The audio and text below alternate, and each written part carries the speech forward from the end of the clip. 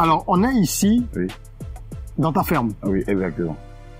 Tu nous diras un peu tout à l'heure quelles sont les activités que tu mènes. Mais je voudrais déjà Oui. qu'on comprenne comment tu es arrivé à cela. Oui. Tu as fait quoi comme études? Est-ce que déjà petit, tu pensais? Parce que je t'entends beaucoup parler d'agriculture avec beaucoup de passion, même sur les réseaux sociaux. Tu as toujours voulu faire ça? En fait, mon père est issu d'un milieu rural. D'accord. D'accord. Ce qui a facilité mon incubation, puisque dès mon plus jeune âge, on allait souvent à la ferme. Mais c'était plus par contrainte. Ok. Mais moi, j'étais un grand paresseux, j'aimais fuir les études. Donc, comme papa, il aimait aller à la ferme, souvent, quand je veux fuir les études, je le suivais. Donc, ce qui m'a permis d'avoir un contact facile avec le milieu rural. D'accord.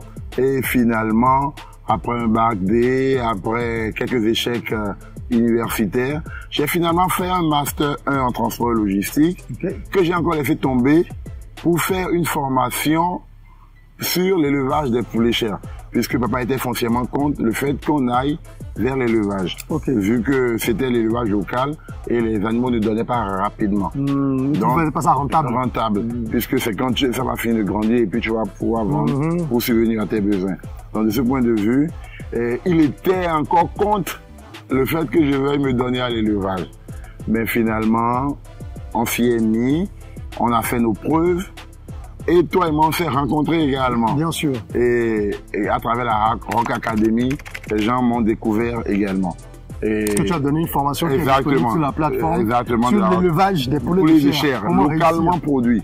Nous, on fait l'élevage des poulets de chair localement produits. Maximum 45 jours, on fait passer les poulets de 40 grammes à 2 kilos. En leur faisant manger du maïs, du soja, de la farine de poisson, issus de nos terres. Ce n'est pas avec des aliments importés. Donc c'est notre particularité. On mise sur le bio et nourrit sainement la population locale. Donc on le fait ici à Abomey-Calavi. Et finalement, chemin faisant, on a dû déboucher sur la transformation. La transformation, c'est quoi? On a d'abord commencé par l'abattage des poulets. Et finalement, on a intégré maintenant tout cela à la restauration. Ça c'est récent. Ça c'est récent. Alors, je veux qu'on puisse suivre parce que moi c'est la transformation la transformation, je veux dire, de ton business model qui m'intéresse. Au départ, tu arrives dans ce domaine, tu fais de l'élevage tranquillement, tu vends et après tu te mets à transformer. Exactement. Moi c'est ce que je connaissais. Oui, exactement. Je connaissais le business à ce stade. Exactement. Et aujourd'hui, tu as transformé cette approche et tu as intégré la distribution. Exactement. Alors, pourquoi tu as intégré la distribution? Parce que comme tu le sais, on parle beaucoup de business, de mindset. Et je voudrais comprendre ce qui t'a amené à rajouter la distribution. Moi, c'est quelque chose que j'approuve, mais je voudrais comprendre pourquoi toi tu l'as fait. Qu'est-ce qui est motivateur? En fait, j'ai l'habitude, à mes débuts, je vendais uniquement des poulets vivants à mes clients. Mais je voyais qu'ils avaient une valeur ajoutée qu'ils apportaient et qui leur permettait d'avoir un gain de plus. C'est là que j'ai commencé l'abattage des poulets. Maintenant, quand je livrais encore abattu, je voyais que ceux à qui je livrais abattu rajoutaient encore une valeur, ce qui leur permettait d'avoir encore un gain. Tout ça ne s'est pas fait en un jour. Bien sûr, bien sûr. Mais c'est à la suite de toutes mes constatations que j'ai vu qu'il était opportun de rajouter cela. Mais comment cela s'est fait? C'est vrai que j'évitais beaucoup de m'investir encore dans la restauration parce que quand on est sur une ligne, il faut suivre la ligne de bout en bout. Ça, c'est beaucoup d'activités que je suis en train de mettre en place. Il y a l'élevage, il y a l'abattage, il y a la restauration. C'est vrai que ma mère est une grande restauratrice et faisait du service traiteur. Elle fait toujours du service traiteur. Mais finalement, j'ai décidé de rajouter ce maillon-là à ma chaîne. Puisque tout ceci, c'est une chaîne. Et chaque maillon doit être bien suivi. Sinon, un maillon qui est faible affaiblira toute la chaîne. Donc toi, aujourd'hui, tu as au niveau de l'activité, on va dire agricole ou agroalimentaire, tu as l'élevage, la transformation et la distribution. La distribution et la restauration. Parce que c'est pas forcément pareil. Quand tu distribues, tu vends à des gens qui ne sont pas forcément des clients du resto et tu as le resto en plus. Exactement. Donc tu as la distribution et la restauration. Exactement. Et donc ton activité aujourd'hui, c'est quoi le concept? C'est parce que ce qui est surprenant, dans le bon sens du terme, c'est qu'en plus de la ferme, tu as un musée, qui est le musée de ton père, que nous allons voir tout à l'heure, qui est un musée privé, tu m'as dit. Exactement, c'est privé. Et il y a également le restaurant qui est vers l'embarcadère de Ganvier. Exactement. Ganvier, la cité lacustre, hein, pour ceux qui ne connaissent pas la Venise de l'Afrique. Exactement. Et tu as aussi... Et un collaborateur, un partenaire d'affaires qui est dans le tourisme depuis 3 générations. Sur Ganvier, et on a également un hôtel là-bas. Donc, le projet étant de faire découvrir des plats locaux ou européens ou asiatiques à tous nos touristes, on a recruté un chef cuisinier pour rendre disponibles les produits de la ferme dans l'assiette de nos touristes. On ne vend pas de produits surgelés. Donc c'est de la ferme à l'assiette. De la ferme à l'assiette, uniquement. C'est ça notre concept.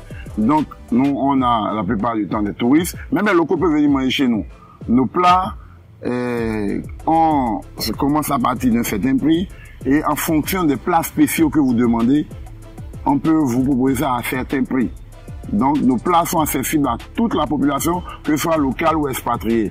Donc, c'est finalement mon partenaire qui m'a fait sauter le pas pour atterrir dans la restauration. Avant, je faisais de la restauration en ligne, c'est-à-dire mes poulets, mes lapins, tous mes produits locaux que je propose, je les faisais uniquement en ligne.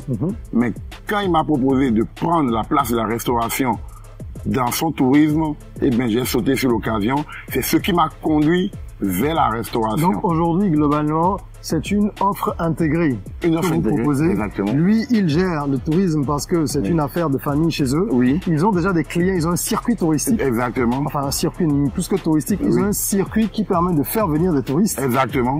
Et toi, tu récupères ces touristes-là, tu les nourris, tu leur fais visiter le musée, et tu as la ferme qui également alimente le restaurant. Et ils peuvent également faire la pêche privée dans nos étangs, et on va leur faire cuisiner, s'ils veulent, les produits qu'ils ont pêchés ou les produits qu'ils voient à la ferme, ou le cuisinier peut venir et puis le leur cuisiner. Et donc, sur le site, tu prévois de faire des hébergements aussi? Oui, des hébergements. On est en train de prévoir un restaurant privé ici à la ferme, et un guest house ici, et on a également la possibilité que le cuisinier vous suive pour faire votre cuisine devant vous, même à Ganvier, même à Natitengou. Le tourisme, on le fait partout dans le Bénin, et ma restauration, je vais la rendre disponible sur tout le territoire national. C'est ça nos projets d'avenir. Alors, on va aller visiter, on va voir le restaurant et le musée. Mais avant ça, je voulais te poser 2-3 questions rapidement, avant qu'on montre les belles images de tout le reste. Est-ce que tu as des défis en termes de management? Parce qu'en termes de gestion, l'idée, elle est géniale. Maintenant, comme pour tout business, il y a des complexifications. Exactement. Est-ce que ce n'est pas trop compliqué pour toi? Ou comment est-ce que, je vais reposer ma question autrement, comment tu fais pour que ça ne soit pas trop complexe? Parce que là, tu dois gérer la production, la distribution, la restauration, il y a également le circuit touristique. Exactement. Qu'est-ce qui, en fait, te permet d'arriver à maintenir une gestion saine à tous ces niveaux? Et à ce niveau où je suis, déjà la restauration, c'est un nouveau bébé qu'on est en train de suivre et qu'on espère qu'il va porter. Il portera. Oui, Inch'Allah. Donc, concernant l'élevage, je suis né dedans. Et puis, c'est pas passion, moi je le fais. Je ne le fais pas forcément pour le business. Jusqu'à mes débuts, j'ai eu à cramer, j'ai eu à vraiment perdre beaucoup d'argent. Mais ça ne m'a pas découragé. C'est ce qui m'a permis de tenir jusqu'à ce qu'on se rencontre et qu'on fasse la formation. Et qu'on puisse suivre d'autres personnes pour qu'ils puissent évoluer. Donc, pour l'élevage, il n'y a pas de problème pour cela. Mais dans la transformation, c'était une suite logique à l'élevage. Donc, ça également, il n'y a pas de souci. Puisque c'est des étapes que j'ai eu à franchir. C'est des années. Au minimum, ça fait 9 à 10 ans que je suis dedans. Dans le domaine. La restauration, à peine, on a démarré il y a 2 mois. Donc ça, c'est tout nouveau. Donc ça, c'est tout nouveau. Mais je fais de la restauration en ligne. Mais de manière physique, c'est tout nouveau. Donc, tout ce qui est nouveau, là, maintenant, c'est la restauration. Oh, bon, c'est quelque chose que je faisais. Mais comme... Sous une autre forme. Sous une autre forme, en ligne. Oui, donc j'ai eu à recruter du personnel qualifié pour ce qui concerne la restauration, puisque c'est un domaine que je découvre nouvellement, et il faudrait proposer des mets de qualité. Même s'il y a des produits de qualité, il faudrait des mets de qualité. Donc pour cela, j'ai recruté un bon personnel que je suis en train de suivre. Et j'attends de voir ce que ça donnera dans les mois à venir. Les mois à venir. C'est vrai aussi que de toute façon, le modèle est intéressant parce que tu ne vas pas chercher des clients dehors. Non, non, non. Les clients du tourisme, oui, qui arrivent pour le circuit touristique. Exactement, uniquement. Qui rentrent. Oui. Donc en fait, tu alimentes déjà ton restaurant, oui, ton activité de restauration, oui, et tu permets à chaque activité de se nourrir de l'autre. Exactement. La ferme pour le resto, les touristes pour le resto, et le musée touriste également. Pour les touristes, exactement. Donc, mon partenaire, et il trouve son compte, moi-même je trouve mon compte. C'est une très belle idée d'association. Oui. Je trouve ça très ingénieux. Oui. J'espère que plusieurs personnes prendront exemple sur vous pour comprendre que les synergies, c'est ce qui fait avancer. Je souhaite beaucoup de succès. Merci. Et on va aller voir rapidement. D'accord, tout ce qu'il y a. Oui, d'accord, super. C'est parti? Oui, c'est parti. Merci. À tout à l'heure.